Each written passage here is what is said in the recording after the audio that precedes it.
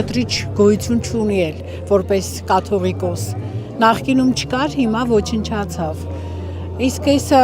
պատարակները ավելի շատ միասնություն, ավելի շատ մարդկանց իրար մոտեցնելու, իրար սիրելու, Աստծուն մոտենալու այս գաղափարն է եւ հետաքրքիրը գիտեք որն է, որ ոչ մի նախագահի, ոչ մի վարչապետի ժամանակ